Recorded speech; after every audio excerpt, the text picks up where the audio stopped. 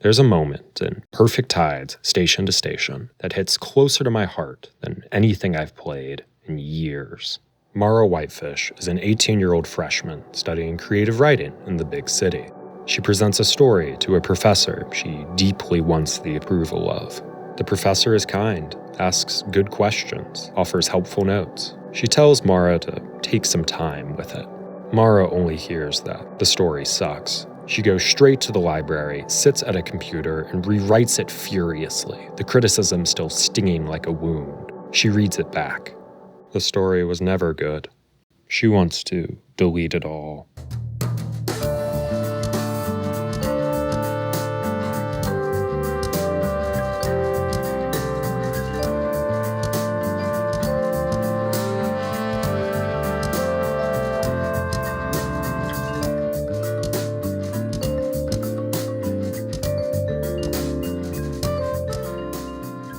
Like Mara, I'm a writer.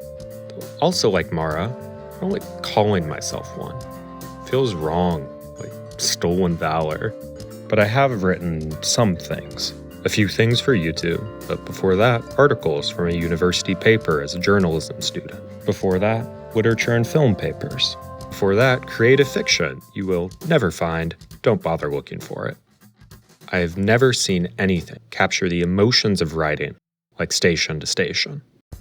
Almost every day, Mara sits down and writes an academic paper or a short story or that awful rewrite. You draw from topics like the city, death, desire. And while these topics are abstract, the depiction of writing is wonderfully grounded. Mara does not go to a writer's retreat or gaze upon the beauty of the city as she scribbles into a leather notebook. No. The first act of writing in the game is Mara finishing a paper before class after making an excuse to her boss to get out of doing her job. Finally, accurate college representation. In Station to Station, writing is work. Her professors and mentors tell her to take her time, let ideas simmer. But deadlines and scholarships and family obligations don't care. Writing takes effort and time you could be spending at concerts or with crushes or doing anything but sitting in the library. It feels both deeply relatable and like a rejection of writing as a special, God-given art. Writing is not done in a special place or state of mind.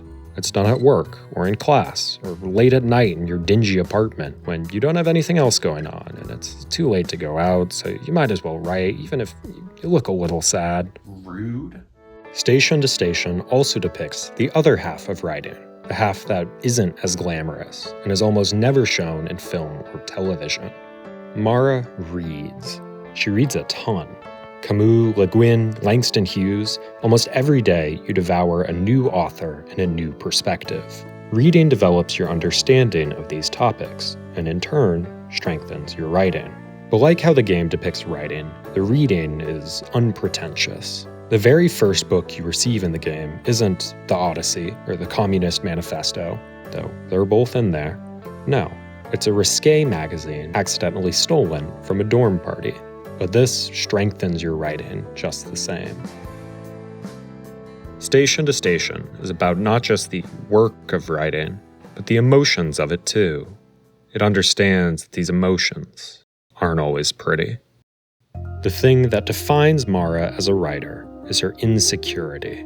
She can't take a compliment about her work or an invitation to a reading without suspecting that everyone secretly hates her. She worries that all the good sentences have already been written, that she's already wasted her life at 18, that the city that inspired so many great writers is now, in 2003, just a magic kingdom of piss. She's not alone in this. Every writer she meets says their work is trash, from fellow students to touring bestsellers. But with Mara, it feels earnest in a way that hurts. This insecurity is tied to the vulnerability of sharing her writing. It's why Mara gets defensive towards her professor's well-meaning notes, and why her first relationship comes from someone deeply reading her work, a feeling both new and terrifying. It is also why, when that relationship turns toxic, when he tells her she can't articulate her own feelings but dares to call herself a writer, it hurts so much. In the winter, when the honeymoon phase and sun both fade, Mara sits in the dark. She doesn't feel like writing anything except long Reddit responses at 3 a.m., refreshing them over and over just for something. She sleeps and scratches her hands, and mostly just stares at the ceiling.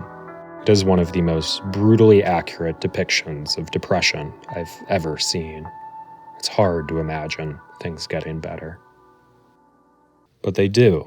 We know they do, because the narrator of the game is an older version of Mara. Older Mara is, like anyone, a little embarrassed by who she was at 18, taking mints instead of brushing her teeth, spiraling over one wrong word, getting crushes way too easily. But she is also kind and gentle, and knows, even when Mara doesn't, this isn't the end of the world. Mara doesn't gain a ton by the end of the game, but she does gain distance, the ability to look back on memories that were very recently too painful to touch. Station to Station is achingly personal, so I guess I'll share too. Like Mara, I had a bad freshman winter. I became paralyzed by every article I would write, terrified that I'd get a call for a correction, that my career would be ruined, that it already was. It was awful. I hated writing. So I stopped. I switched out of journalism into psychology and economics. I started doing other things that interested me, things I felt like actually helped people. I didn't publish anything for a long time. It was only earlier this year I felt like I could put my words out there without fear. So I made a video, and a couple more.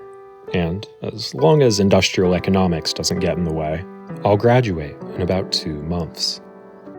Near the end of Station to Station, Mara talks to her father about her faith and her boyfriends and her writing. She still isn't sure about her future, but she still wants to write.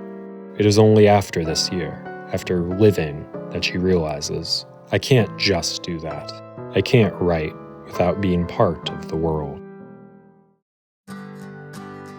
I'm not going to call myself a writer, but I am going to keep doing it. I hope that 10 years down the line, I can look back on this essay, my freshman year. I couldn't be kind to myself then. Maybe I can be later.